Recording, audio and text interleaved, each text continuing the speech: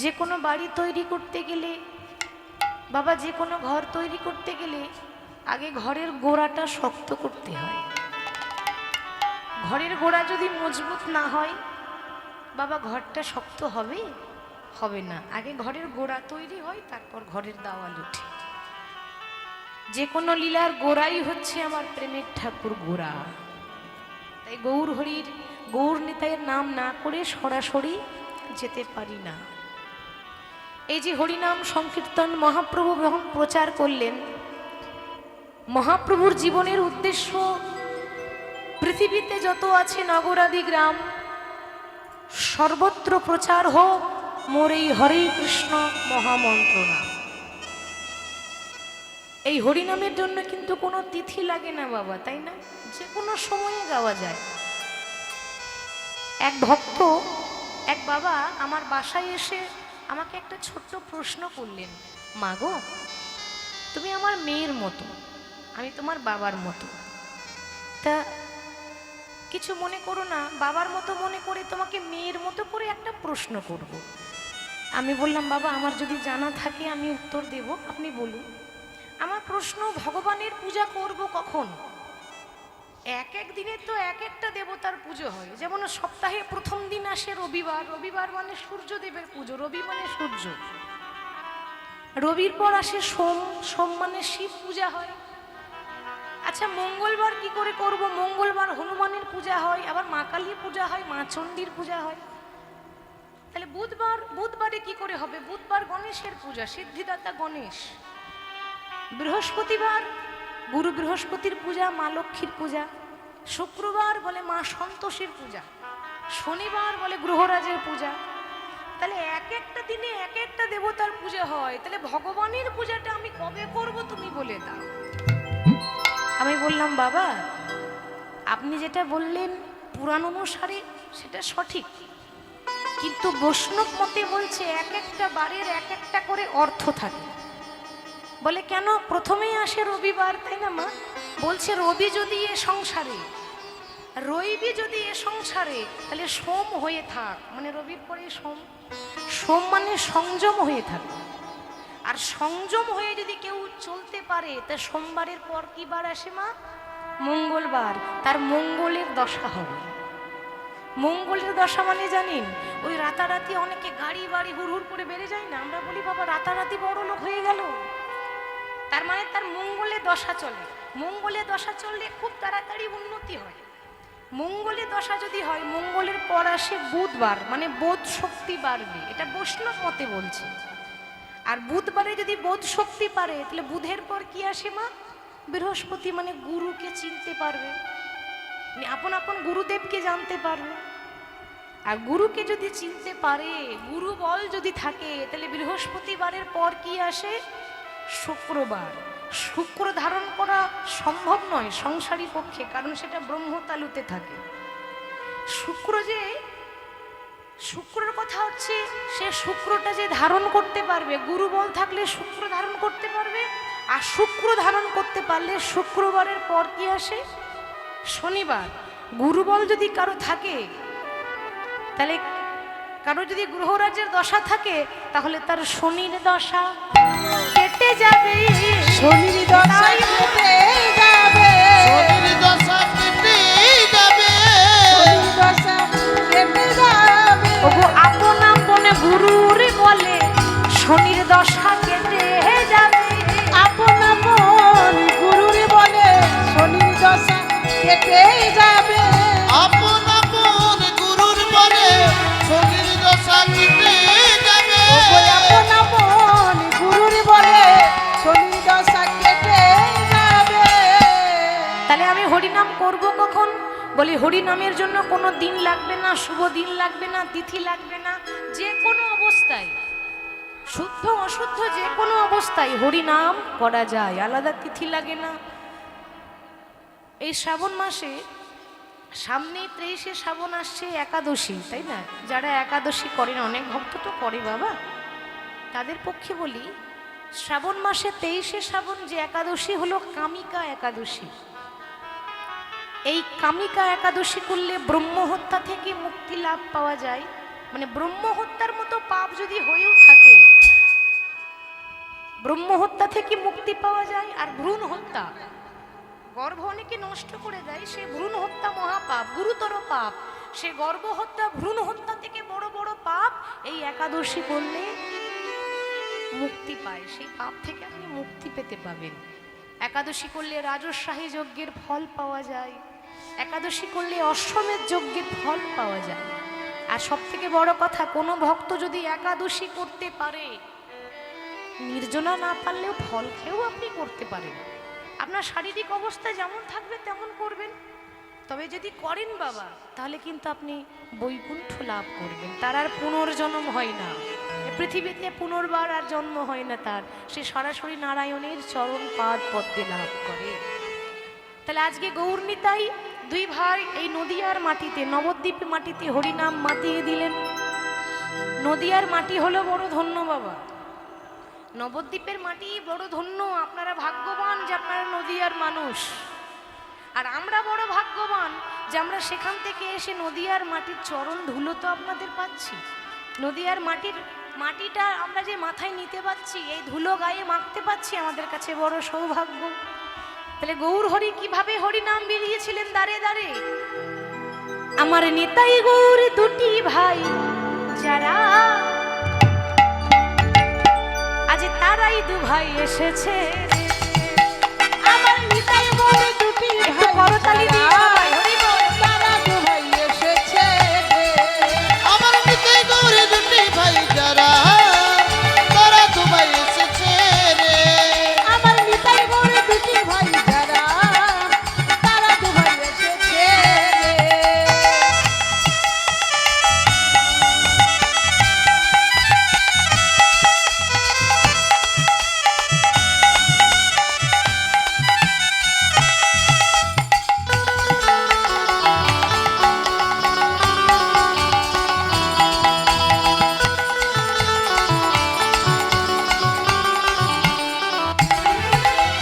হরিনাম প্রেম বিদায়ীতে তারাই দু ভাই এসেছে। হরিনাম প্রেম বিলাইতে তারা, তারা দু ভাই এসেছে রে।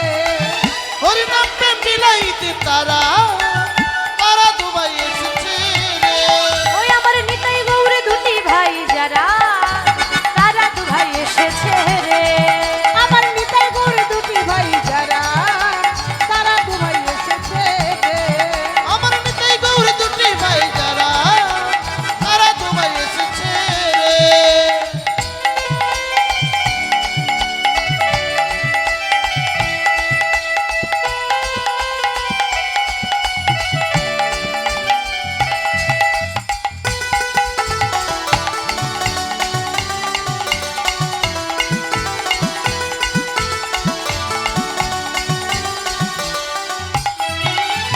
জগাই মাধাই যারা পাপী ছিল, তারা হরি নামে সুধাই ডুবে গেল।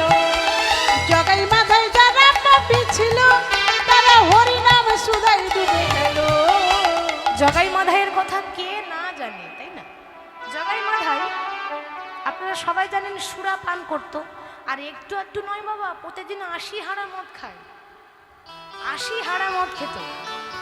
তাদের কানে যখন হরি নাম গেল, গৌর হরি যখন নাম দিলেন, নিতাই যখন নাম দিলেন, তারা মনে মনে দুইজন বলা বলি করছে, চিন্তা করছে, হ্যাঁ রে ভাই, আমরা তো নেশা করি, কিন্তু রাত্রেবেলা নেশা পান করি, সকালবেলা নেশা নেমে যায়।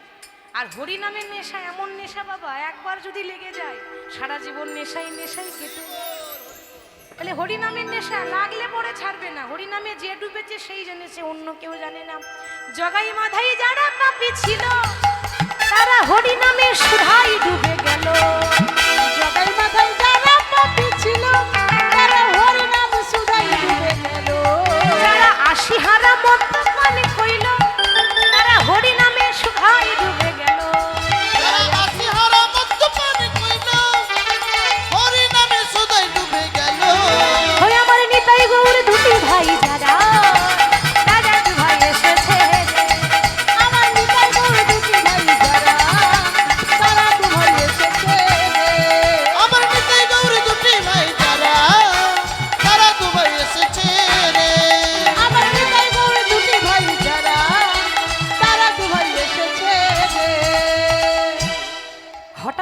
সুবাসের আঙিনায় নাম গাইতে গাইতে মহাপ্রভুর পূর্বের ভাব জেগেছে। সামনে একটা দেখছে তমাল গাছ। আচ্ছা বাবা, তমাল গাছ দেখতে কেমন হয়? কালো হয় না তমাল বৃক্ষ?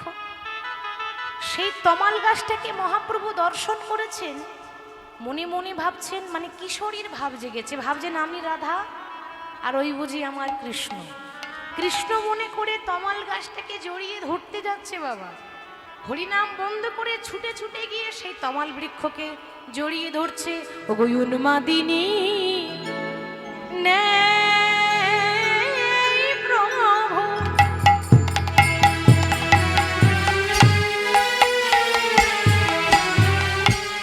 ছুটে ছুটে ধায়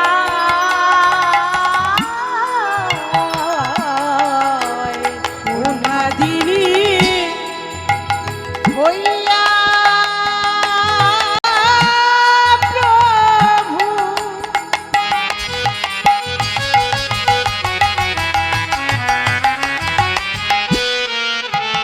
প্রভু আমার ছুটি ছুটি ধায়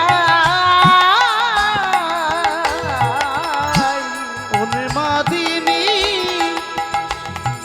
নেই প্রভু,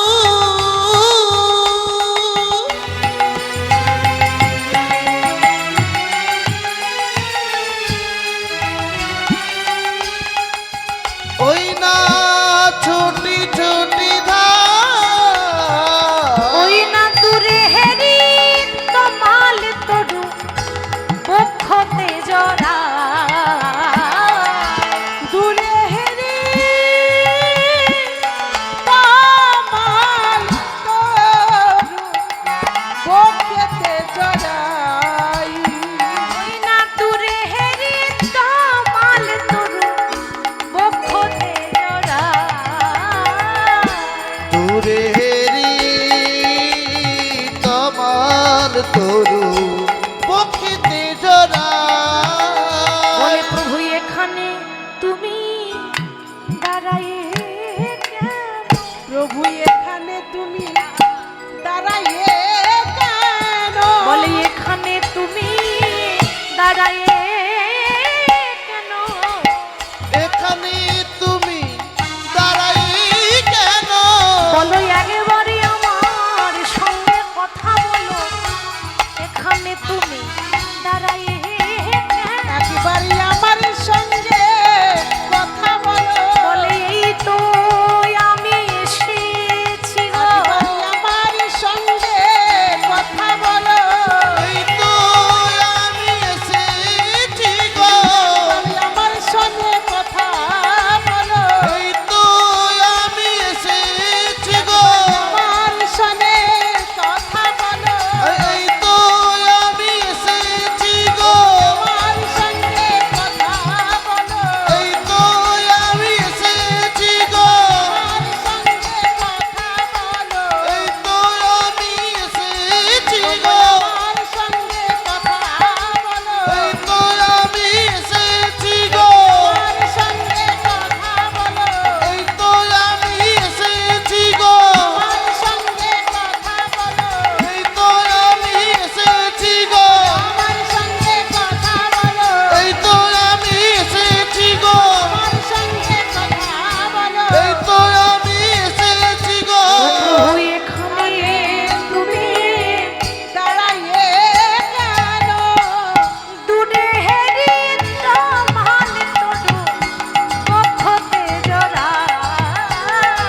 ওগো দূরে হেরি তমাল তরু বক্ষেতে জড়াই, সেই তমাল বৃক্ষকে কৃষ্ণ মনে করে শ্রী গৌরাঙ্গ ছুটে গিয়ে জড়িয়ে ধরছে। প্রভু একবার কথা বলো, এই তো আমি এসেছি।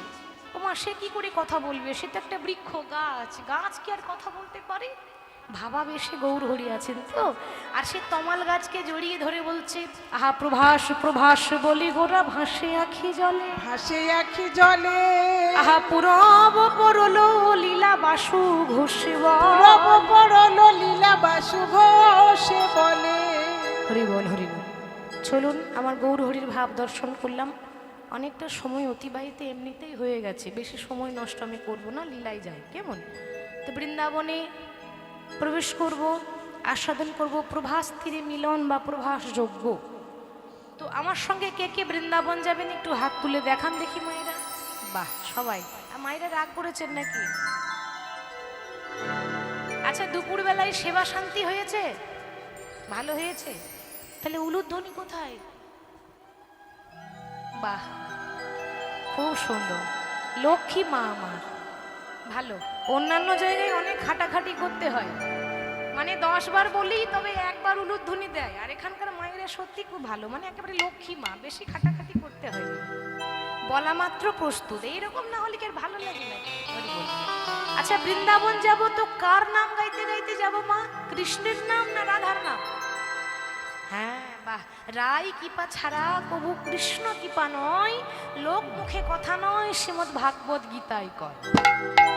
তাহলে বৃন্দাবনে রাধার নাম করতে করতে চলে যাব। বলিয়ে রাধা রানী কি জয়, বাকে বিহারী লাল কি জয়, সকল ভক্ত বৃন্দ কি জয়। বলিয়ে রাধে রাধে রাধে রাধে। এবার সবাই আমার সঙ্গে বলে ধ্বনি হরিধ্বনি দিয়ে রাধা রানীর কৃপা পেতে পেতে বৃন্দাবন যাব কেমন। ও রাধা রানী, ও রাধা রানী মহারানী কৃপা করো না। হবে তো বাহু তুলে সবাই একসঙ্গে, হ্যাঁ আস্তে। কৃপা করে বৃন্দাবনে নিয়ে চলো না। ও রাধা রানী মহারানী কৃপা করো না, কৃপা করে বৃন্দাবনে নিয়ে চলো না। ও রাধা রানী মহারানী কৃপা করো না, কৃপা করে বৃন্দাবনে নিয়ে চলো না। রাধা রানী মহারানী কৃপা করো না, কৃপা করে বৃন্দাবনে নিয়ে চলো না।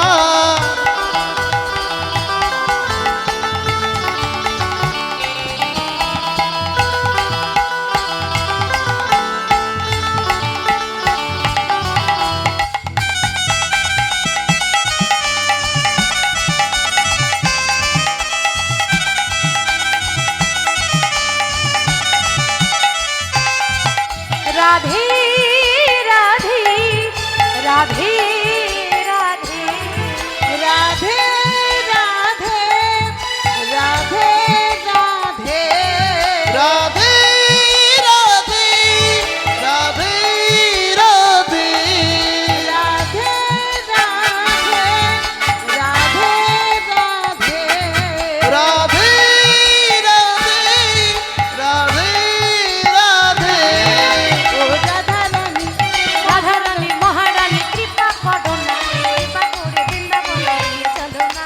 ও রাধা রানী মহারানী কৃপা করো না, কৃপা করে বৃন্দাবনে নিয়ে চলো না।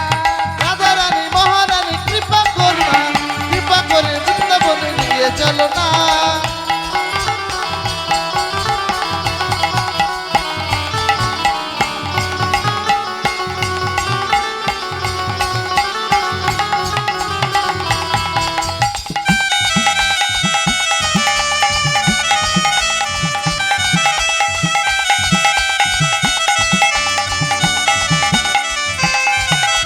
শুক নাচে শাড়ি নাচে বলে রাধা নাম, ময়ূর আর ময়ূরী নাচে বলে রাধা নাম। সুখ নাচে শাল নাচে বলে রাধা নাম, ময়ূর ময়ূরী নাচে বলে রাধা নাম। শুক নাচে শাড়ি নাচে বলে রাধা নাম, ময়ূর আর ময়ূরী নাচে বলে রাধা নাম। সুখ নাচে সারি নাচে বলে রাধা নাম, ময়ূর নাচে ময়ূরী নাচে বলে রাধা নাম।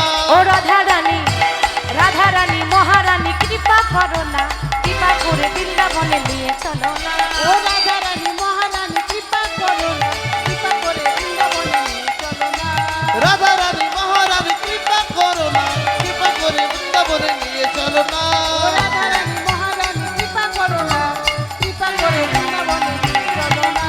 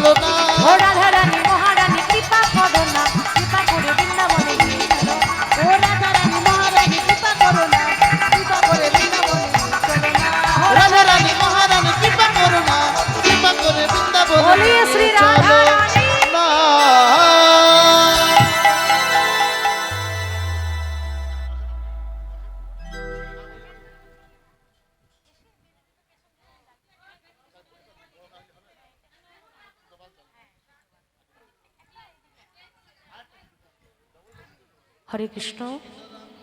রাধারানীর নাম করতে করতে বৃন্দাবনে এলাম। আজকে বৃন্দাবনের শোভা বলবো না, বৃন্দাবনের দশাটি কেমন। শোভা মানে বৃন্দাবনে আনন্দের ব্যাপার, আর দশা মানে বৃন্দাবনে আজকে রাধারানীর শেষ দশা। কারণ আজ হতে 100 বছর আগে ভগবান কৃষ্ণ বৃন্দাবন ছেড়ে, সখাগণকে ছেড়ে, নিজের গুরুজনকে ছেড়ে বৃন্দাবন পরিত্যাগ করে মথুরা গিয়েছিলেন। যেদিন বাবা অক্রুর রথে করে আমার গোবিন্দকে মথুরায় নিয়ে চলে যাচ্ছেন, মা যশোদার কষ্ট যেটা বলে বোঝানো যাবে না। কত সাধনা করে গোপালকে পেয়েছে, কত সাধনার দ্বারা গোপালকে কোলে করে পেয়েছে। সেই মা যশোদা সে কি করে বিদায় দেবে তার সন্তানকে?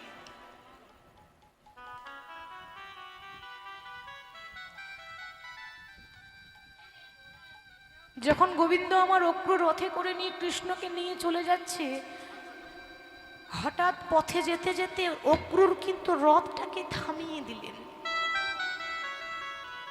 ভগবান বললেন, অক্রুর তুমি রথটা থামিয়ে দিলে কেন? হঠাৎ গোবিন্দ দেখতে পেলেন কি না, পথে রাস্তায় আমার রাধারানী গড়াগড়ি দিচ্ছে। গোবিন্দ বললেন, রাধে তুমি এমন করে পথে গড়াগড়ি দিচ্ছ কেন? পথ ছেড়ে দাও, আমি যে মথুরা যাব। রাধারানী বলেছিলেন, প্রাণনা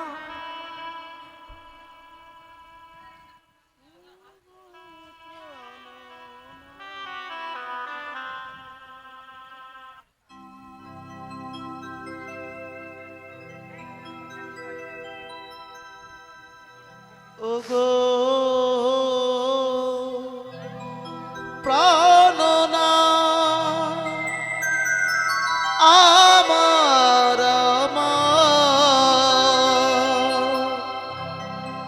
আমারে বধূ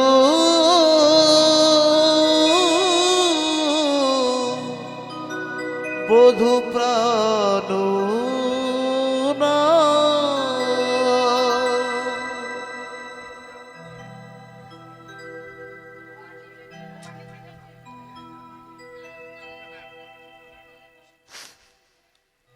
রাধারানী বললেন, প্রাণনাথ তুমি বোধহয় জানো না, আমার শয়নে কৃষ্ণ, স্বপনে কৃষ্ণ, কৃষ্ণ ছাড়াই আমি আন জানি না। বৃন্দাবনের সখীরা যখন আমায় বলতো, রাধে তুই একটু সাজসজ্জা কর, সেদিন আমি বলতাম, ওরে ললিতা ওরে বিশাখা, কাজ কি ভূষণে সখী, কাজ কি ভূষণে। রাধে আমার মন যা করে শ্যামের তরে, আমার শ্যামে তাহা জানে। বধূ হে, যে রাধারানী তোমার চরণ দুটো জড়িয়ে ধরার জন্য পাগল হয়ে যায়, সেই রাধারানীকে ছেড়ে দিয়ে তুমি চলে যাচ্ছ বধূ। বধূ, এই অভাগিনীর নিবেদন, আমায় ছেড়ে যেও না। তুমি যদি চলে যাও, আমি কাকে নিয়ে বেঁচে থাকবো বলো না দয়াময়। গোবিন্দ বললেন, রায় তুমি পথ ছেড়ে দাও, আমি তোমায় কথা দিয়ে যাচ্ছি, আমি আজ যাচ্ছি, কাল চলে আসব। কাল বলে কালা চলে গেল মথুরায়, সে কালে আজ এখনো পর্যন্ত ফিরে এলো না। তুমি আমায় ছেড়ে দাও, আমি মথুরায় যাব। সেদিন রাধারানী বলেছিলেন, দয়াময় যেতেই যদি হয় বেশ, আমি তোমায় বেঁধে রাখতে পারবো না, তবে শাস্ত্রে বলেছে মা, যদি কোথাও বাইরে কেউ যান, আপনি হয়তো বাইরে যাচ্ছেন, যাওয়ার পথে যদি কোনো মৃতদেহের মুখ দর্শন হয়, যাওয়ার পথে যদি কোনো মৃত মানুষের বদন দর্শন হয় তার যাত্রা নাকি শুভ হয়। নিতাই গৌর হরিবোল দয়াময়। হরিবোল হরিবোল। তুমি যখন চলে যাচ্ছ যাও, ওই রথটা আমার বুকের ওপর চালিয়ে নিয়ে যাও। তাতে কি হবে জানো, আমি তো মরে যাব, কিন্তু আমার মরা মুখটা দেখে তোমার যাত্রাটা শুভ হবে। দয়াময়। সেদিন গোবিন্দ চলে গেলেন, আজও 100 বছর হয়ে গেল, এখনো গোবিন্দ আমার ফিরে আসেনি। ধনী বৃন্দাবনে গড়াগড়ি দেয়, ধনী কাঁদে কৃষ্ণ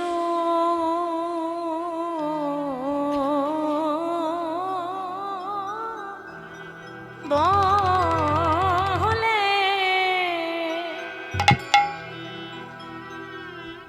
কৃষ্ণ বলে কাঁদিছে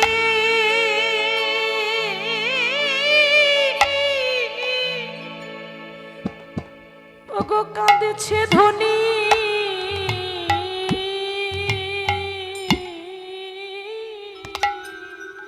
নিতাই ধনী গৌর কৃষ্ণ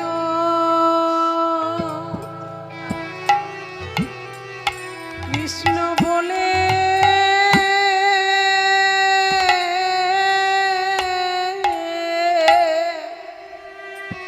কৃষ্ণ বলে কাঁদিছে,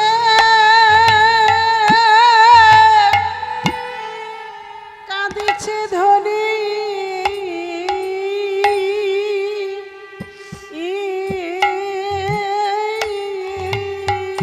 আমার পরাণে বধূ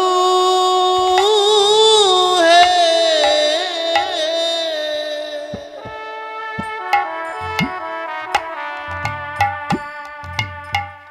ধনী কৃষ্ণ কৃষ্ণ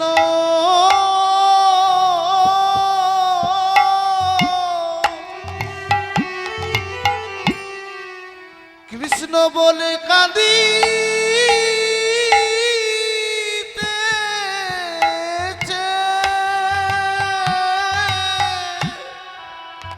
ধনী আমায় কেন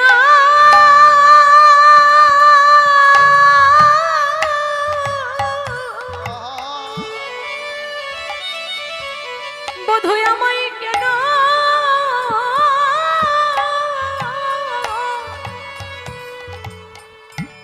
সঙ্গে নিয়ে গেলে না,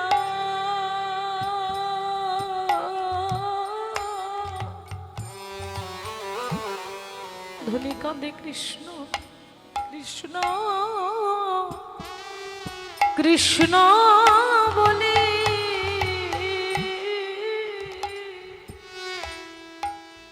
ওগো কেন আমার সঙ্গে আমায় সঙ্গে নিয়ে গেলে না,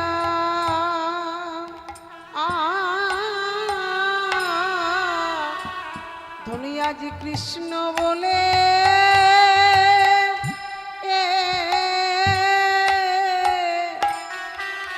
কৃষ্ণ বলে কাঁদিছে, কাঁদিছে ধনী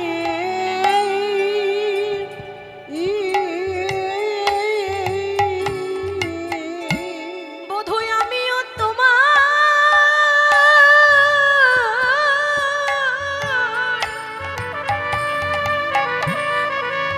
তোমার সঙ্গে যেতাম,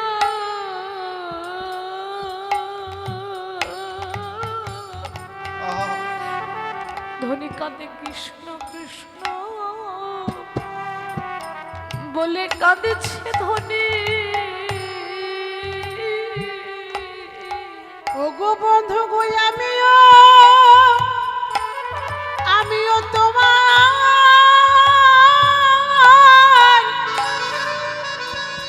বন্ধু, আমিও তোমার সঙ্গে সঙ্গে যেতাম,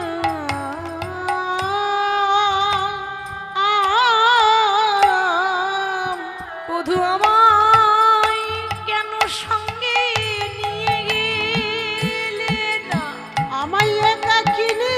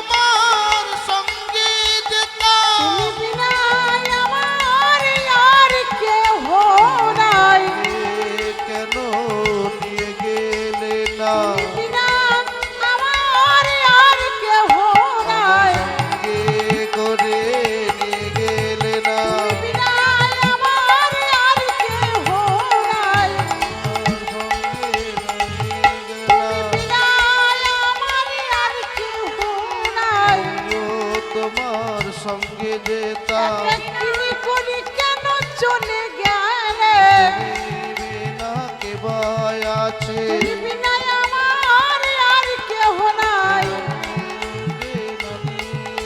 বলি ওগো আমার প্রাণ বলি বলি আমায় কেন সঙ্গে নিলে না তিনি করি কেন চলে গেলে বলি আমায় আমার কেন সঙ্গে নিলে না বিনা আমার আর কেহ নাই আমার সঙ্গে নিলে না কেন তুমি বিনা আমার আর কেহ নাই আমার সঙ্গে নিলে না কেন তুমি বিনা আমার আর কেহ নাই সঙ্গে নিলে না কেন বিনা আমার আর কেহ নাই আমার সঙ্গে নিলে না কেন বলি কৃষ্ণ কৃষ্ণ বলে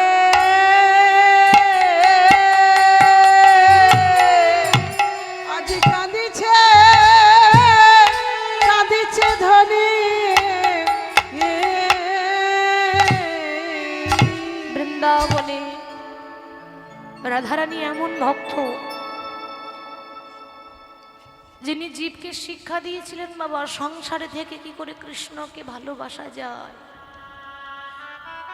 আমরা বলে থাকি আমাদের সময় নাই ভগবানকে ভালোবাসার জন্য, নাম করার সময় নাই।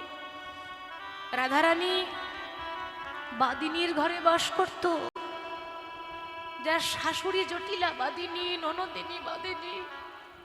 বাদিনীর ঘরে বাস করতে হলে বস করলে কি হবে, তার অন্তর যে সদা কৃষ্ণের চরণে তিনি সমর্পণ করেছিলেন। ওই জন্য বলে মা, জন্ম হোক যেথা সেথা কর্ম ভালো চাই। কোন বংশে আপনার জন্ম হয়েছে এটা কেউ দেখবে না, কোন কুলে আপনার জন্ম হয়েছে সেটা কেউ দেখবে না, কি ভালো কর্ম করেছেন সারা জীবন সেটাই কিন্তু দেখবে। ভক্তি যার ভগবান তার, ভক্তি যার নেই ভগবানও তার কাছে থাকে না। মনে করুন একবার ত্রেতা যুগের কথা, রামায়ণ থেকে একটা উদাহরণ দিয়ে বলি। মাগো, রামায়ণে যখন ঘোষণা হয়ে গেল আগামীকাল এই অযোধ্যার রাজা হবে রামচন্দ্র, ঘোষণা করলেন রামের পিতা দশরথ। আর ঘোষণা হওয়া মাত্র সবার মনে আনন্দ। আর কেনই বা আনন্দ হবে না, রাজ্যের রাজা যদি এত ভালো হয় তাহলে প্রজার মঙ্গল তো হবেই বাবা। রাজ্যের রাজা যেমন হবে রাজ্যের নীতি তেমন হবে, তাকেই বলে রাজনীতি। রাজার ওপরেই নির্ভর করছে রাজ্য কি করে চালানো যায়। তাহলে রাম যদি রাজা হয় তাহলে সবারই মঙ্গল। হরি বল হরি বল। আর এত আনন্দ, সেই আনন্দের রাত্রিটাতে রামচন্দ্রের আরেক মা কইকেয়ী, যাকে সবাই সৎমা বলে, সেই কইকেয়ী তার বাগানে 28 রকমের ফুল তুলেছে মা। 28 রকমের ফুল কেন? কাল যখন আমার রাম রাজা হবে এই 28 রকমের ফুল তুলে মালা গেঁথে আমি আমার রামের গলায় পরিয়ে দেব। ঠিক এহেন আনন্দের সময় তার কানে একজন ফুসমন্ত্র দিল। সে কে? মন্থরা, তার দাসী মন্থরা এসে বলছে, কিরে কইকেয়ী, বলি রাম রাজা হবে, তা তোর এত আনন্দ কিসে? বারে, আনন্দ হবে না? ছেলে যদি রাজা হয় মায়ের আনন্দ হবে না? আপনি যদি জানতে পারেন কাল সকালে আপনার ছেলে এমএলএ হবে, আপনার আনন্দ হবে না? আনন্দ হবারই কথা। তাই আমারও আনন্দ। দেখ, এত আনন্দ করিস না, কথাতেই আছে পরের ছেলে পরম আনন্দ, যত গোল্লাই যাবে তত আনন্দ। এ তো তোর নিজের ছেলে নয়, এ পরের ছেলে। পরের ছেলেকে নিয়ে এত মাতামাতি না করে তোর নিজের ছেলেটার কথাটা একটু ভাবতে পারছিস না কেন? ওই অযোধ্যা রাজা রাম না হয়ে যদি ভরতকে করা যায় তাহলে কত ভালো হতো। তোর ছেলে ভরত একমাত্র ছেলে। কইকেই চিন্তা করলেন, তাই তো ওই পরের ছেলে নিয়ে এত ভাবনা করে কি হবে, আমারও তো ছেলে আছে নাকি, তার ভাবনাটাও তো ভাবতে হবে। তাহলে কি করব? কি আবার করবি? তোর স্বামী দশরথকে বলে 2টি বর চেয়ে নে। প্রথম বর, রামকে 14 বছরের জন্য বনবাসে পাঠাতে হবে। আর দ্বিতীয় বর, রাজা যদি করতে হয় তাহলে অযোধ্যার রাজা হবে ভরত, রাম হবে না, রাম রাজ্য চলবে না। আর স্বামীর কাছে 2টো অনুমতি নিয়ে 2টো বর চেয়ে সে যখন রামকে বিদায় দিয়েছিল, রাম যখন ঘরের বাইরে যাচ্ছে, চৌকাঠটা পেরিয়ে যাচ্ছে না বাবা, ঠিক সেই সময় রামের গর্ভধারিণী মা কৌশল্যা এক বাটি দুধ এনেছে। এক বাটি দুধ এনে বলল, ওরে রাম, তুই তো চলে যাচ্ছিস, একদিনের জন্য নয়, 14 বছরের জন্য। যাওয়ার আগে এই অভাগিনীর একটা কথা রাখবি বাবা। বলো মা, কি কথা? যাওয়ার আগেই অভাগিনীর হাতে এক বাটি দুধ পান করে যা। যেই না কৌশল্যার হাত থেকে দুধের বাটিটা নিয়ে যেই না পান করতে যাবে, সেই সময় কইকেয়ী এসে রামের হাত থেকে দুধের বাটিটা ছুঁড়ে ফেলে দিল। রাম সেদিন কিছু বললেন না বাবা। কেন জানেন?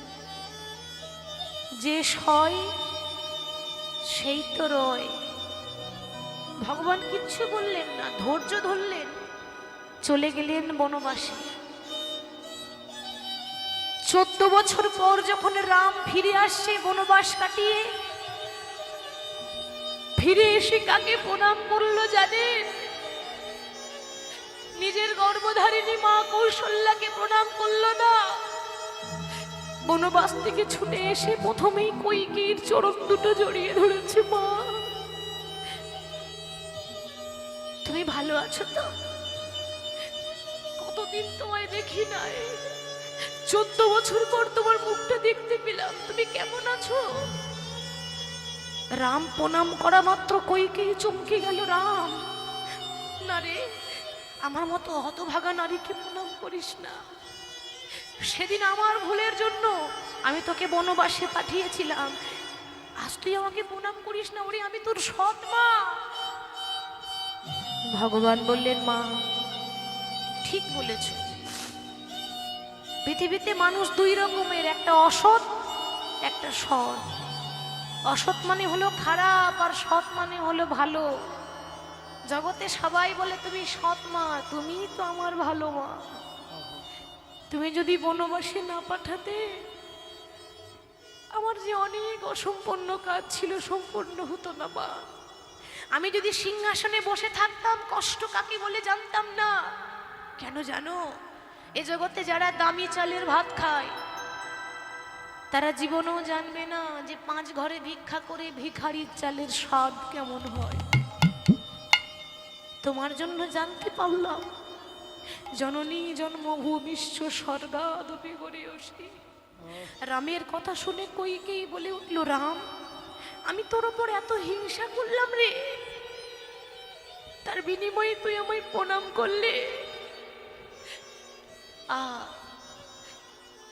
আমি ভগবানের কাছে প্রার্থনা করব, তোর মতো সন্তান যেন প্রতি ঘরে ঘরে জন্ম নেয়। ওরে, এজন্য আমি পাপ করেছি, নিজের ছেলেকে রাজা করার জন্য তোকে বনবাসে পাঠিয়ে দিলাম। আশীর্বাদ করিস, পরজনম বলে যদি কোনো জনম থাকে, আমি যেন আবার জন্ম নিতে পারি।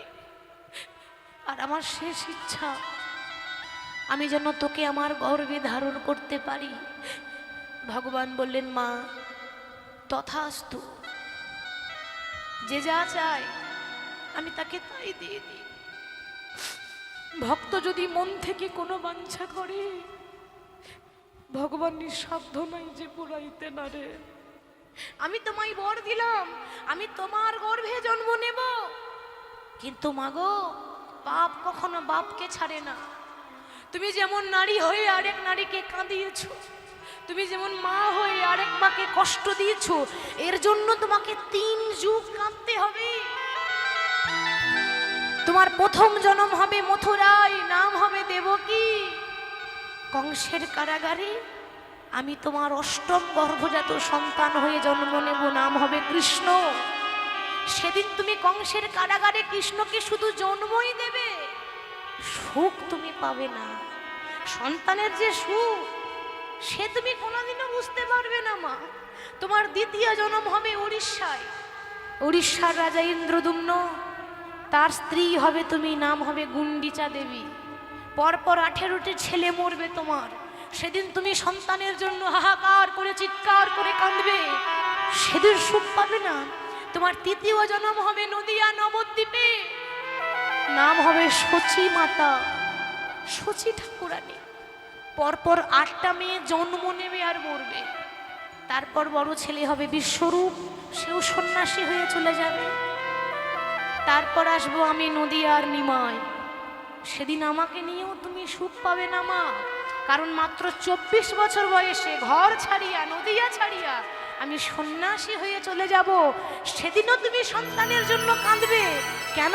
কারণ তুমি আজকে কৌশল্যাকে কাঁদিয়েছো, তোমাকেও কাঁদতে হবে, কারণ কাঁদালে কাঁদিতে হয়, এ কথা পুরাণে কয়, এ কথা তো কভু মিথ্যা নয়।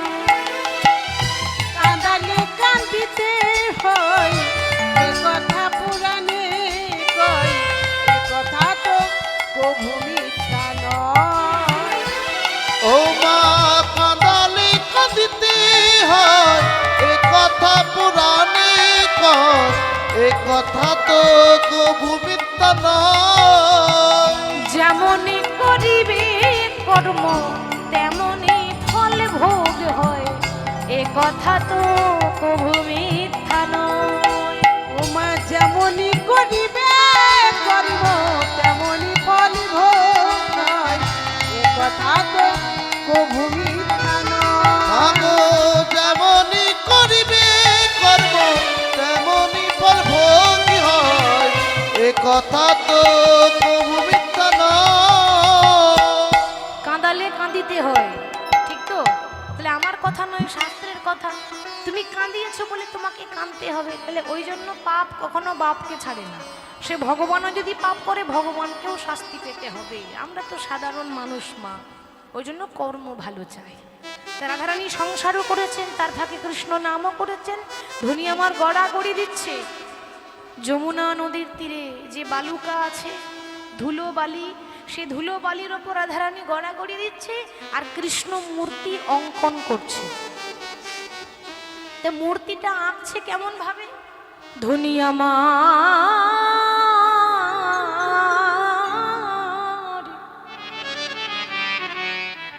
ধনিয়া কি আগে কোটি, ধনী আমার পড়াইল ধুতি, কত যতনে প্যারি। রাধারানী আমার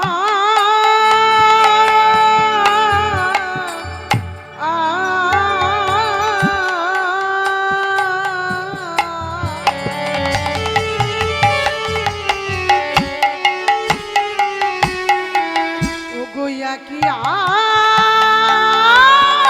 আগে কোটি,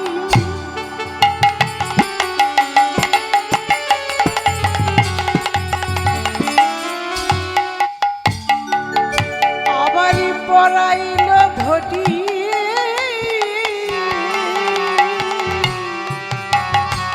রাইধনি কত যতন করি। ধনী আমার রাধারানী আমার,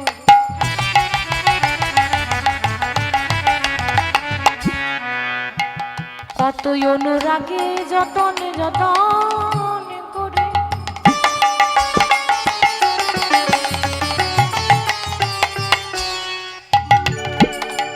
ধনী কাঁদিতে কাঁদিতে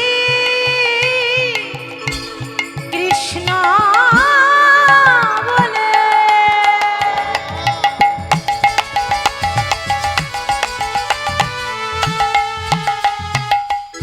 কৃষ্ণ কৃষ্ণ কৃষ্ণ বলে,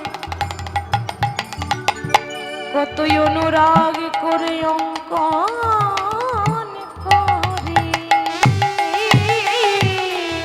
আকি আসে কোটি পরাইল ধটি, কত যতন করি।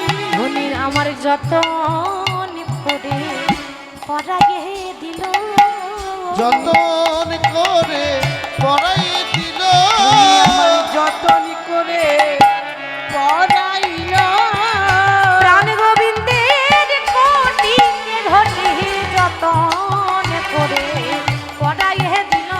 আমার প্রাণ গোবিন্দের পতিতে ঘটি যতন করে পড়াইল কত যতন করি কত যতন করি।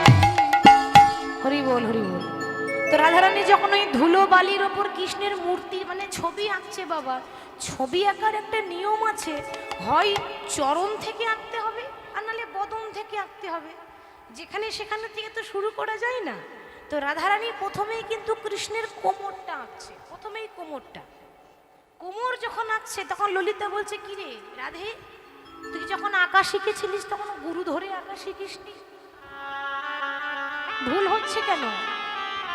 রাধারানী বলল সই, আমি গুরু ধরেই আঁকা শিখেছিলাম, আমি জানি হয় বদন থেকে আঁকতে হয় নালে চরণ থেকে আঁকতে হয়, কিন্তু কি জানিস তো গোবিন্দ তো আমাকে ছেড়ে 100 বছর আগেই চলে গেছে, এখন যদি আমি চরণটা আঁকি, চরণ আঁকার পর যদি এই ছবিটাই আমাকে ছেড়ে চলে যায় চরণ পাওয়ার পর, তাহলে বলতে পারিস ওরে কি নিয়ে আমি ঘরে থাকিব, কি নিয়ে আমি ঘরে থাকিব, কি নিয়ে আমি ঘরে থাকিব বলি চরণে পেলে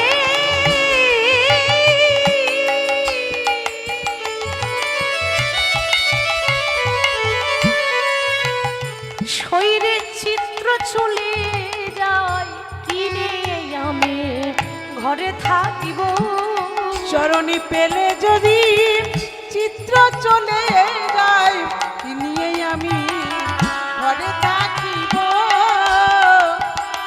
চরণে পেলে যদি চিত্র চলে যায় কি নিয়ে আমি ঘরে থাকিব। হরি বল হরি বল। যখন মূর্তি অঙ্কন করছে ভাবে আজকে শুধু বৃন্দাবনে কৃষ্ণ কাঁদছেন না বাবা, রাধারানী শুধু কাঁদছেন না, ওদিকে ভগবানও কাঁদছেন। কেন জানেন? শুধু ভক্ত ভগবানের জন্য কাঁদে তা নয়, ভগবানও ভক্তের জন্য কাঁদে। তার প্রমাণ মহাভারতে ভগবান নিজেই দিয়ে গেছেন। মহাভারতে পঞ্চপাণ্ডব মনে মনে স্থির করেছিলেন আমি আমার বাড়িতে একটা যজ্ঞ করব, রাজস্বাহী যজ্ঞ, তাই না বাবা? এত বড় একটা যজ্ঞ। এখন কৃষ্ণকে বলছে সখা আমি যে এত বড় একটা যজ্ঞ করছি তা তুমি কোনো কাজের দায়িত্ব নেবে না? ভগবান বললেন নিশ্চয়ই নেব। কি কাজ?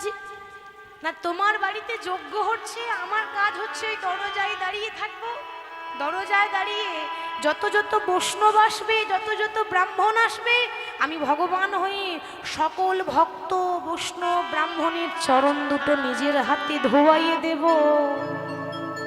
শুধু তা নয়, তা নয়, তোমার এই যজ্ঞের শেষে যখন নরনারায়ণের সেবা হবে, ভক্তদের সেবা হবে, সেবা হয়ে যাওয়ার পর প্রত্যেকটা ভক্তের এঁঠো পাতা আমি নিজের হাতে তুলে তুলে পরিষ্কার করব। কৃষ্ণ কি বলছো তুমি?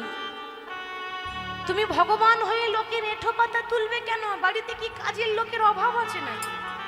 এত বড় রাজার বাড়ি, চারিদিকে কাজের লোক ঘোরাঘুরি করছে, আর ভগবান হয়ে লোকের এঁঠো পাতা তুলবে কেন? ভগবান বলছে সখা ওইখানেই তো আমাদের ভুল হয়ে যায় গো। এঁঠো পাতা তুললে যে কি পুণ্য হয়, কি ধর্ম হয় তুমি জানো না, জানলে কথাটা বলতে না। হায় রে, ভগবান হয়ে লোকের এঁঠো পাতা তুলছে কেন? এঁঠো পাতা তুললে কি হবে?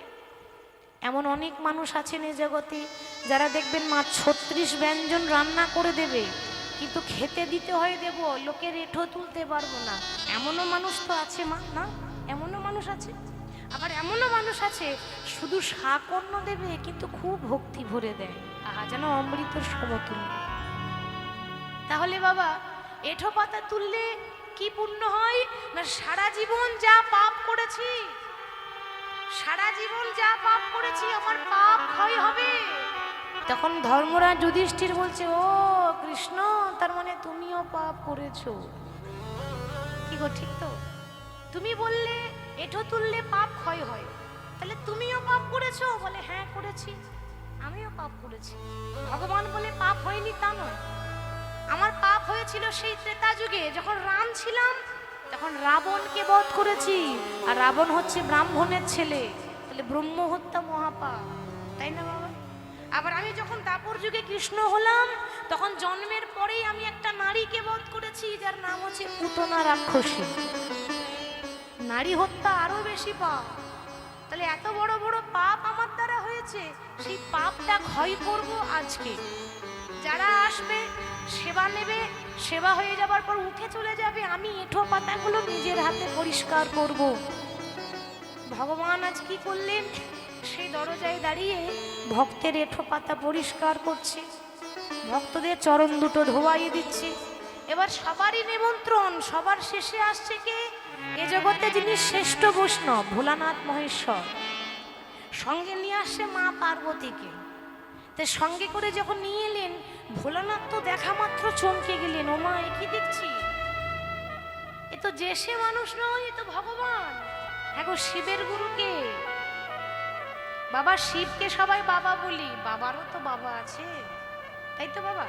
বাবারও বাবা থাকে। শিব যদি আমাদের বাবা হয়, তাহলে শিবের বাবাকে? শিবের গুরু হলো রাম, আর যেই রাম সেই কৃষ্ণ। তাহলে শিবের যে গুরু, সে যদি সবার পায়ে ধরে, আমি যদি এগিয়ে যাই, তাহলে আমারও পায়ে ধরবে। তাহলে আমি যাব কি করে? আমি তো যাব না। পার্বতী বলছে, কি হলো, দাঁড়িয়ে আছো কেন? সবাই চলে গেল তো, তাড়াতাড়ি যাবে তো নাকি? ভোলানাথ বলছে, ও পার্বতী, তোমার যদি এত পা ধোয়াবার শখ আছে তো তুমি যাও, আমি যাব না। মা পার্বতী নারী জাতি, অত কি আর 7-5 বোঝে নাকি? চলে গেল ভেতরে। আর ভোলা, নামেও ভোলা, কাজেও ভোলা। চিন্তা করছেন কি করব, এমন কিছু করতে হবে যেন ভগবান আমাকে চিনতে না পারে। সঙ্গে সঙ্গে দেখতে দেখতে ভোলানাথ একটা কুকুর হয়ে গেল। মহাভারতে কুকুরের রূপ নিয়েছিলেন ভোলানাথ মহেশ্বর। কুকুর হয়ে মনে মনে চিন্তা করছি, এত মানুষের ভিড়, কখন ফাঁক দিয়ে পেরিয়ে চলে যাব, ভগবান চিনতেই পারবে না। ভগবান বললেন, ভোলা, তুমি আর কত চালাক? আমি যে বিশ্ব ব্রহ্মাণ্ডের মালিক, আমি আরো বেশি চালাক।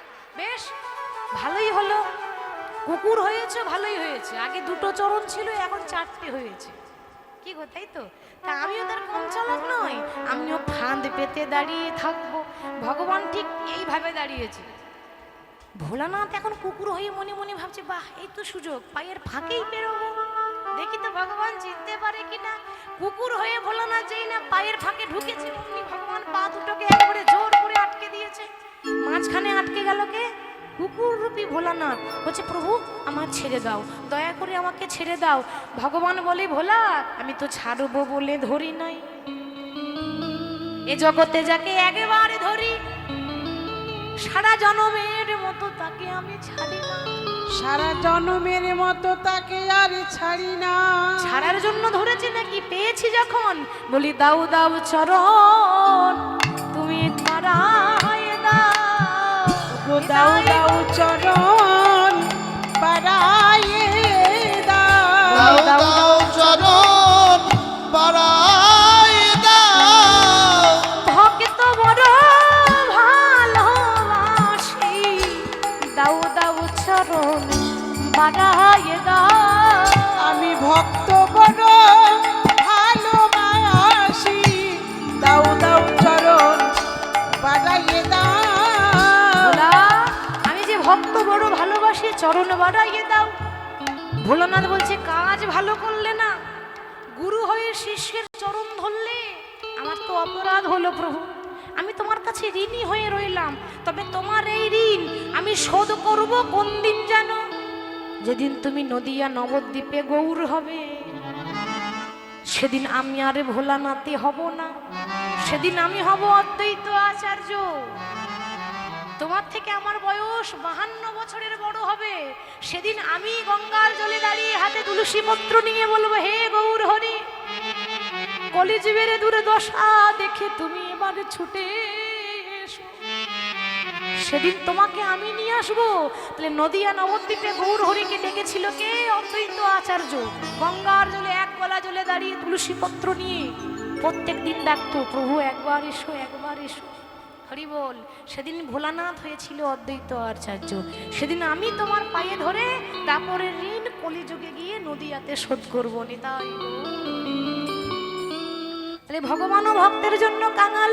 ধনী আমার কোটি দেশে কে কোমরে কে, এবার হাত দুটো আঁকছে, ধনী বাহু দুটি আঁকি, ছলো ছলো আঁকি মুরলি দিল সেই করে ধনী বাহু দুটি আঁকি, ছলো ছলো আঁকি, মুরলি দিল সে করে। বাহু দুটি আঁকি, ছলো ছলো আঁকি, মুরলি দিল করে। বধু শোনাও তোমার মুরলির গান, বধূ শোনাও তোমার মুরলির গান। শোনাও তোমার মুরলির গান। বলি যা শুনে যমুনা ওই তৈউ যা, শোনাও তোমার মুরলির গান। যে ধ্বনি শুনে যমুনা বইত গান, শোনাও তোমার সেই মুরলির গান। এবার আঁকতে আঁকতে গোবিন্দের গলাটা এঁকেছে, গলাটা আঁকার পর ঠিক এবার বদনটা আঁকছে, কৃষ্ণের মুখটা এঁকে ধনী আমার এবার কেমন ভাবে গড়াগড়ি দিয়ে কাঁদছে গো। ধনী মুখে মুখ দিয়া কাঁদিয়া কাঁদিয়া তারও শোনে কহে কথা। ধ্বনি মুখে মুখ দিয়া কাঁদিয়া কাঁদিয়া তার সনে কয়ে কথা গো, তার সনে কয়ে কথা। ধনী মুখে মুখ দিয়া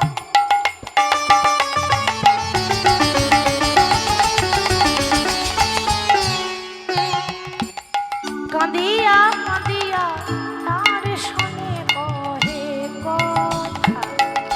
মুখে মুখ দিয়া কাঁদিয়া কাঁদিয়া তার সনে কয়ে কথা। ওই না যদু না থেকই সোনার সময়, দেশে জগন্নাথে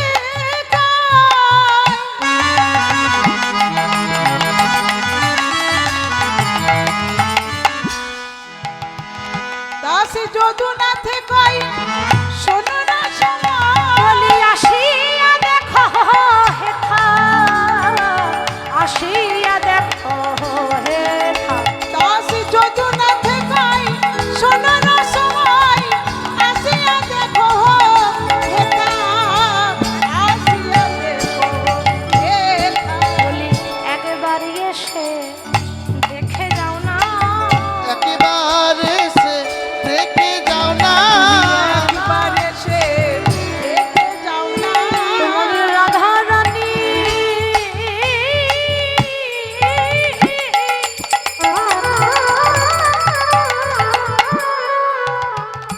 বধূ কেমন আছে,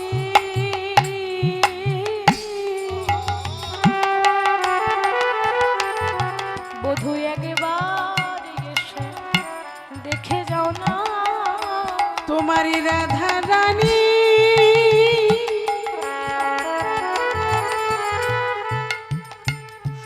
তোমারি রাধা রানী কেমন আছে।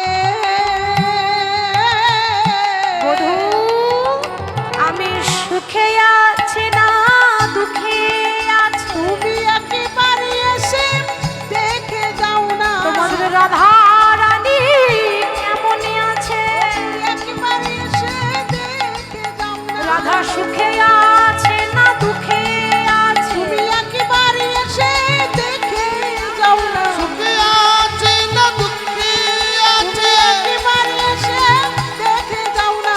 সুখে আছে না দুঃখে আছে, একেবারে এসে দেখে যাও না। সুখে আছে না দুঃখে আছে, তুমি একেবারে এসে দেখে যাও না। আছে না দুঃখে আছে। তোমার প্রেমময়ী কেমন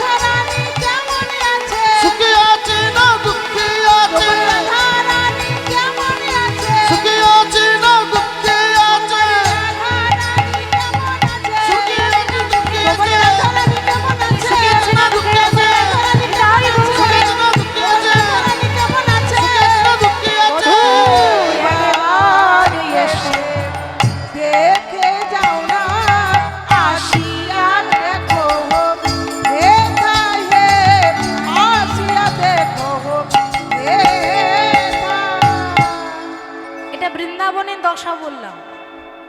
ওদিকে বৈকুণ্ঠ ধামে নারদের মনে অবস্থাটি কেমন? নারদের মন কিন্তু খুব অশান্ত, মানে মন খারাপ, মন বেশ ভালো নাই। চিন্তা করছে কি করলে মন ভালো হবে। মন যদি খারাপ থাকে মা, যদি মন খুব অশান্ত থাকে, মনে আপনার হয়তো খুব কষ্ট, এ সংসারে সবাই আপনাকে কষ্ট দিয়েছে, সেদিন আপনি গোবিন্দের চরণে গিয়ে বসবেন, দেখবেন মনে আপনার শান্তি আসবে। আর কোথাও শান্তি পাবেন না। কৃষ্ণ চরণে গিয়ে বসুন, যেন মনে হবে কৃষ্ণ আপনার সব দুঃখ হরণ করে নিয়েছে। তাহলে নারদের মন বড় অশান্ত। আজ একলে বসিয়া নারদ ভাবে মনে মনে, এবার একলে বসিয়া নারদ ভাবে মনে মনে, একলিয়া বসে নারদ ভাবে মনে মনে।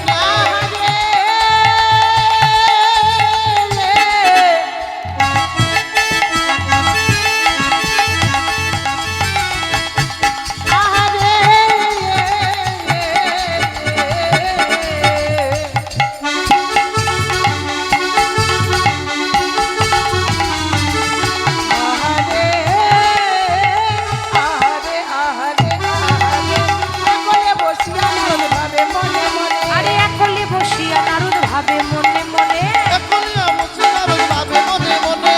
কোথায় গেলে কৃষ্ণ ভক্তি পাইব কেমন? আমি কোথায় গেলে কৃষ্ণ ভক্তি পাইব কেমন? বলি কোথায় গেলে কৃষ্ণ ভক্তি পাইব কেমন? কোথায় গেলে কৃষ্ণ ভক্তি পাইব কেমনে? আমি কোথায় গেলে পাবো গো? কোথায় গেলে পাবো গো? কোথায় গেলে পাবো গো? কোথায় গেলে পাবো গো? বলি কৃষ্ণ ভক্তির রসে আমি কোথায় গেলে পাবো? ও কৃষ্ণ ভক্তির রসে আমি কোথায় গেলে পাবো গো? কৃষ্ণ ভক্তির রসে আমি কোথায় গেলে পাবো গো? কৃষ্ণ ভক্তির রসে আমি কোথায় গেলে পাবো গো? কোথায় গেলে কৃষ্ণ ভক্তি পাইব কেমন?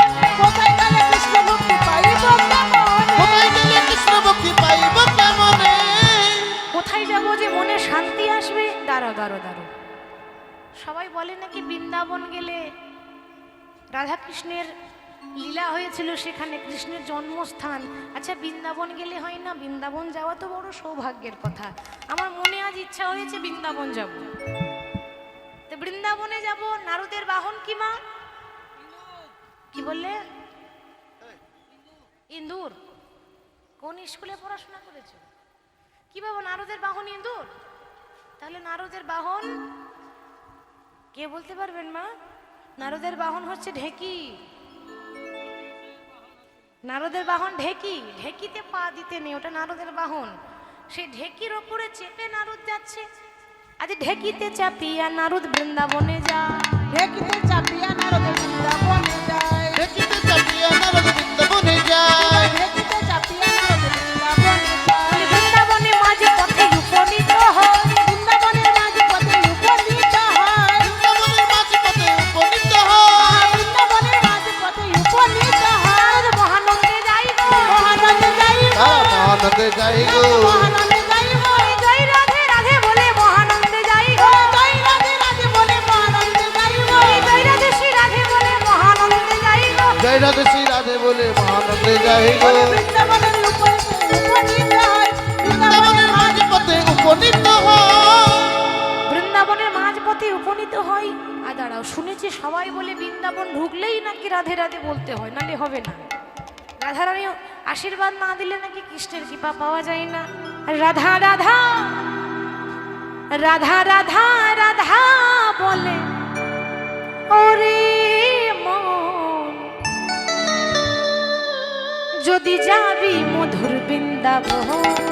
ও রাধা রাধা, ও রাধা রাধা, ও রাধা রাধা রাধা রাধা রাধা বলো মন, যদি যাবি মধুর বৃন্দাবন। ও রাধে রাধা রাধা বলো ওরে মন, যদি যাবি মধুর বৃন্দাবন।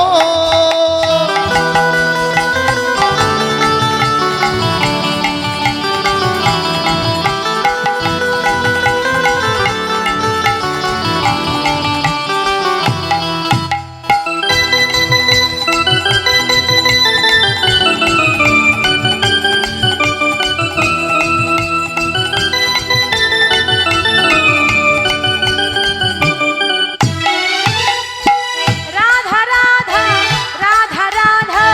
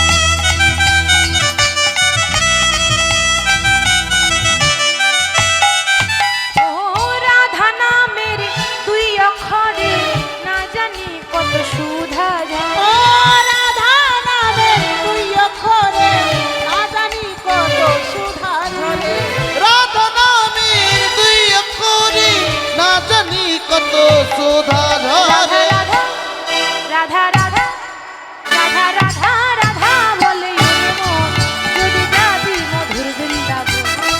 ও রাধা রাধা রাধা রাধা বলো ওরে মন যদি যাবি মধুর বৃন্দাবন। ও রাধে রাধা রাধা বলো ওরে মন যদি যাবি মধুর বৃন্দাবন। বৃন্দাবনের মাঝ পেতে জয় রাধে শ্রী রাধে বলে উপনীত হয়েছে। এবার এসে যখন দাঁড়ালো ভাবলো এখানে এসে শান্তি পাবো, তো শান্তি কোথাও নেই। শান্তি আর কোথায় পাবে? ভাবলে একটু শান্তি পাবো, হঠাৎ দেখছি কি বাবা না নারদের গায়ে একটা গরম বাতাস এসে লাগছে, গরম বাতাস। নারদ চিন্তা করছি আমার গায়ে একটা বাতাস লাগছে, গরম বাতাস মানে একটা গরম তাপ।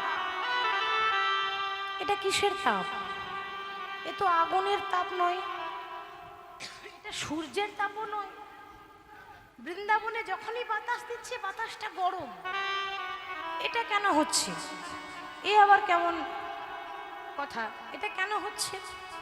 হঠাৎ চিন্তা করলেন, ও এবার বুঝতে পেরেছি, এটা আগুনেরও তাপ নয়, এটা সূর্যেরও তাপ নয়, এ হলো রাধারানীর বিরহ জ্বালা। 100 বছর ধরে যদি কেউ কাঁদে, তার আশেপাশেও যদি কেউ যায় তো সেও তাপে ঝলসে যাবে। হরি বল হরি বল। রাধারানী 100 বছর ধরে কাঁদছে, সখীদের কাছে বলছে, ওরে সখীরে 100 বছর আগে তো আমার কৃষ্ণ আমায় ছেড়ে চলে গেল, 100 বছর হয়ে গেল তার বদন আমার এখনো পর্যন্ত দর্শন হয় নাই। আর বুঝি কৃষ্ণ ফিরে আসবে না? কাল বলে কালা চলে গেল। শুনে রাখ, যদি আমার দেহ ছেড়ে প্রাণ পাখি উড়ে চলে যায়, আমার দেহটাকে কি করবি জানিস? শ্মশানে পোড়াস না। শ্মশানে পোড়াবো না তো কি করব? আমাদের হিন্দু শাস্ত্রের রীতি, কেউ মারা গেলে তাকে শ্মশানে দাহ করা হয়, তাহলে তোর দেহটা শ্মশানে পোড়াবো না কেন? সই সখী না পোড়ায় রাধায়,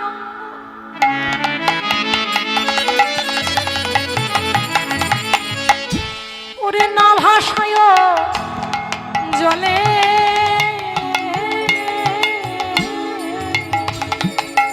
ওরে না পুরায় রাধা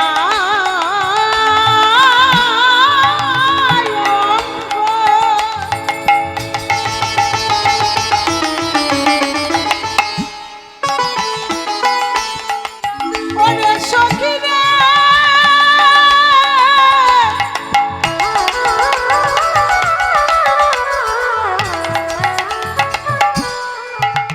আমার পুরায় অঙ্গ আর কি পুরাবি,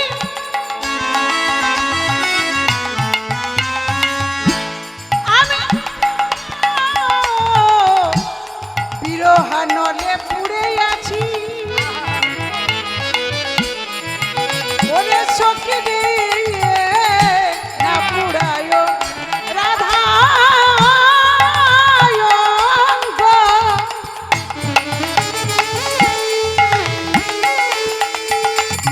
আমার না ভাষায় জলে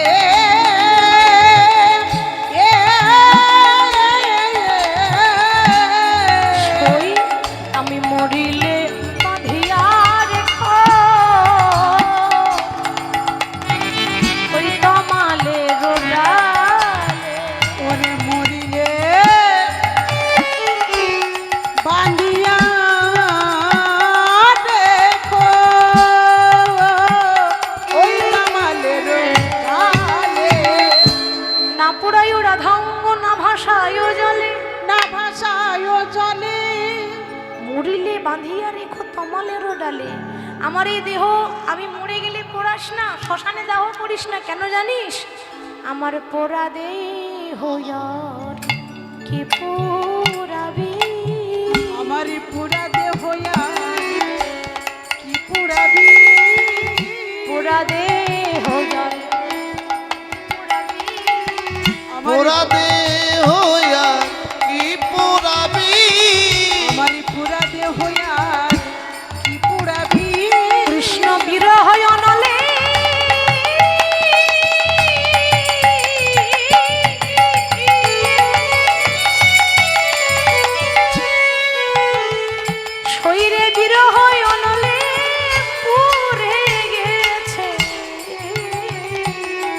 আমার পোড়া দেহ আর কি পুরাবে। কৃষ্ণ বিরহানলে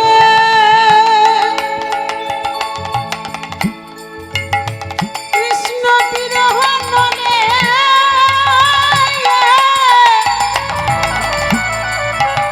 আমার দেহ পুড়ে গেছে, পুরা দেহ আর কি পুরাবি। ওরে ললিতা, আমার পোড়া দেহ আর কি পুরাবে? কৃষ্ণের বিরহ অনুলে কাঁদতে কাঁদতে পুড়ে গেছে। ললিতা বিশাখা বলছো, রাধে বেশ, তোর দেহটা না হয় পোড়াবো না, কিন্তু অনেকে তো নদীতে ভাসিয়েও দেয়। তো যদি না পোড়াতে দিস, তুই মরে গেলে তো দেহটা জলে ভাসিয়ে দেব। বলে তাও করিস না, কেন জানিস? ওরে আমার ভাষা দেহ আর কি ভাসাবি। আমার ভাষা দেহ আর কি ভাষাবি। ভাষা দেহ আর কি ভাসাবি। ভাষাতে আর কি ভাষাবি। কৃষ্ণের প্রেম সায়রে ভেসে গেছি রে, ভাষা দেহ আর কি ভাসাবি। কৃষ্ণের প্রেম সায়রে ভেসে গেছি রে, ভাষা দেহ আর কি ভাষাবি। হরি বল, আমার ভাষা দেহ কি ভাসাবি? কৃষ্ণের প্রেম সাগরে আগেই ভেসে গেছে। আমি মরে গেলে তমাল গাছে বেঁধে রাখিস। হরি বল। যখন সখীদের কাছে এভাবে রাধারানী বিরহ ব্যাখ্যা করছে, সেই বিরহের তাপ কিন্তু নারদের গায়ে এসে লেগেছে। নারদ বলছে, ও তাহলে বৃন্দাবনে এরকম ভাষা, এলাম জ্বালা জোড়াতে, উল্টো জ্বালা বেড়ে গেল। কেউ কাঁদলে কি আর আপনার হাসতে ইচ্ছা হবে মা? সেখানে আর মনে হবে যে আমি একটু হাসি। তা রাধারানী কাঁদছে, তাহলে আমি কি করে আনন্দ করব? না না না না, এ তো সহ্য করা যায় না। এতক্ষণে বুঝলাম ভগবানের কাজই হচ্ছে ভক্তকে কষ্ট দেওয়া। কেন হবে না মাগো? ভগবান নিজ বদনে বলেছেন, ভক্ত মোর এ জগতে যে করে আমার আশ, আমি তারই করি সর্বনাশ। তবু যদি না ছাড়ে আমার পাজ, তারপর হই আমি তার দাসের অনুদাস। তাকে ভালোবাসলে যে কাঙাল হতে হয়, তাকে ভালোবাসলে যে পথের ভিখারি হতে হয়, তার প্রমাণ আছে রামায়ণে। উদাহরণ দিয়ে বলি, কথাটা যখন প্রসঙ্গ এলো, তাকে ভালোবাসলে কত কাঁদতে হয় তার প্রত্যক্ষ প্রমাণ যখন রাম রাবণের যুদ্ধ শুরু হয় ত্রেতা যুগে। বাবা রাবণের পক্ষ থেকে একে একে যুদ্ধ করতে যারা যায়, তারা কেউ ফিরে এলো না। কেন জানেন? তার কাছে যে একবার যায়, সে আর কোনোদিনও ফিরে আসে না। কেউ যেন দেখতে না পায়। ওমা রাবণ ঘরের ভেতরে দরজা বন্ধ করে লুকিয়ে লুকিয়ে কাঁদছে। রাবণ বলছে, প্রভু সবাই আমাকে বলে আমি খুব খারাপ, আমি নাকি ভালো নই, আমি নাকি বড্ড খারাপ। প্রভু